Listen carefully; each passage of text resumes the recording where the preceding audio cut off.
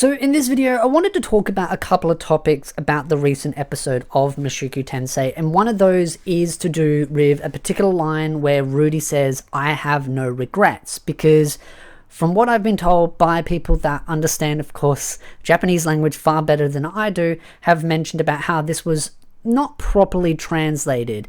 And so I wanted to give some context of what I've been told about the proper translation to this and how the words "I have no regrets" doesn't exactly mean exactly that. It can be used in an open-ended sentence of being like, I have no regrets in the sense of mistakes that he's made throughout his past life or in his current life, or it can also mean that he has no regrets in the sense of where he is currently. So, of course, as everyone knows, in Mushoku Tensei, Rudy has been reincarnated. He has been given a second chance in a new world with a new life. And one of the things that was brought up by Nanahoshi, she wants to go home, and so she was kind of assuming that Rudy also wanted to go home as well, not realizing that he wants to stay there and that he has no regrets in the sense of him wanting to go home.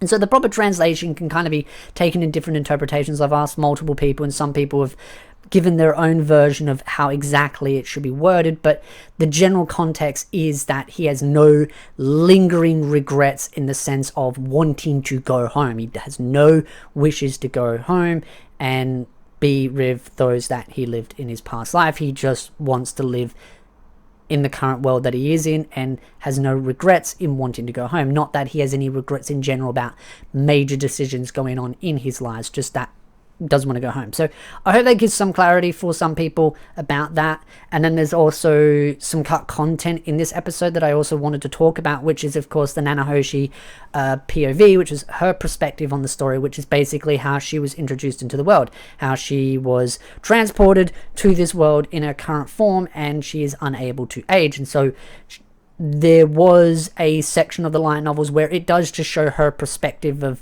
those events that play out. And I've seen some light novel fans saying that they kind of wish that it was in there, which is fair enough. Again, if you want a one-to-one adaptation, that is fine. But it's one of those where what we want and what we get sometimes aren't completely the same. I understand why some fans would like that different perspective, but I have also seen some fans saying that it was so pivotal that it had to be there, that it ruined the story, the pacing.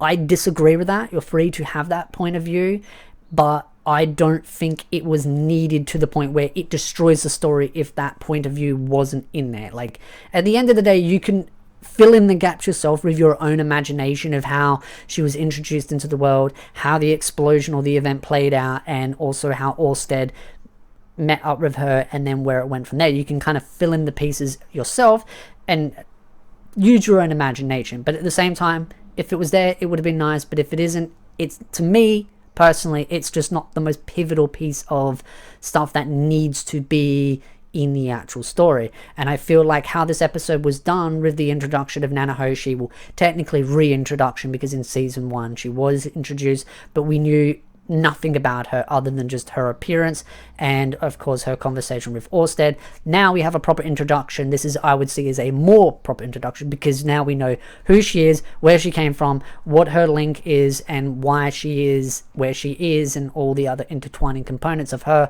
and the relationship she now has with Rudy as well, for the fact that she does not have any mana. So now she wants to work with Rudy because Rudy has mana and a lot of it, and she will then pass some of her knowledge on that she's acquired to help Rudy in what he wants to do. And so it's a give and take relationship. I will say I did love the cute little interaction with Sylphiet there. She kind of felt like a third wheel and is kind of, you know, politely asking, hey, can you speak in a language that I understand and not talking Japanese? And I really love the way they went backwards and forwards with the different languages. That was very well done. I think the pacing of it was quite good as well. But I had seen some concerns, or some fans, not just on Twitter and some of my comments of my tweets, but also in the comment sections of my videos, saying that they were not happy with the pacing. And that's fine. Again, difference in opinions. I think the pacing was done quite well with the introduction of Nanahoshi, Rudy's panic, him having that flight or fight moment where he's just freaking out, almost like losing his breath, just that constant drawback to his past memories of when he died, and the incident with Orsted and him freaking out was just perfectly done. And then them having that discussion and Sylphiet being there as that in between, but then again, those cute moments. And then also Sylvia getting quite upset because the context was missing about the event itself. And so once everything is explained, Sylvia's a lot more calm and relaxed. I think just how the pacing of that episode went, I think was personally really good. And of course, as I mentioned in the previous video, the subtle hint about a certain rat, I've been having so much fun with that, teasing people about the rat without giving any spoilers, of course, because I don't want to spoil the story for anime only fans. That's not what I'm here to do, but simply just enjoy the ride along with you. That rat is just such a good little teaser for light novel fans. I think it was just nice, well placed. I mean, at the end of the day, there were other creatures in the jars, but I think it was just, they deliberately put that rat there as a bit of a fun reference for light novel fans to be like, ooh, something to get giddy about. I did see some people mention in the comment section, they were like, oh, are you sure that that's going to happen in like season 3 type material? And it's like, well, from the trailer of season 2, we know that it's going to end at volume 12. Because volume 12 was shown in the trailer for Mushoku Tensei, so we know that's where it's going to roughly end. It may go a little bit further, we will just have to wait and see, but we definitely know volume 12 is where they are going to be going for season 2. Now remember that we have 3 more episodes to go, then we have a 6-month break, and then we have core 2. So again, season 2 is a double core. I've been really enjoying it. As far as the cut content goes throughout this season, I don't think it is a make or break. There are some things that I would have liked to have not been cut. Little subtle details. Certain perspectives maybe would have been nice if there was a little bit more context. Like for the first couple of episodes with the stuff with Sarah and Counter Arrow, there would have been nice to have a couple of little extra little things here and there, but I don't think it destroyed the entire experience of the story. And this arc, which I as refer to, the university arc, is one of my favorite arcs, and I've just been loving it from start to finish. And it's just one of those that I really love because it's a change of pace. It's not just the same like plays, like the past plays where Rudy is with his family and then he's with Eris and then he's out in the demon continent. Like there's a constant change of pace. Is environments change, lifestyle changes. That's one of the things that I love about Mushoku Tensei, is it's a journey through someone's life, and someone's life is not stagnated. It can twist, it can turn, it can change, and has many different things going on. And one of these is Rudy's university arc, where he is at this university, and so it's that change of pace. It's that university life, love, romance, drama, overcoming all these issues that Rudy has going on upstairs and downstairs. And that journey is one of those that I really enjoy because it's a sense of discovery for him, learning about himself and overcoming his own issues, and also meeting new people and learning from those experiences as well. So it's one of the reasons why I really love this arc, is because there are so many interesting characters introduced. There are so many moments for Rudy to discover more about himself and change as a person, whether for the positive or the negative. That is up for you to decide on your own perspective of how you see Rudy's change or growth.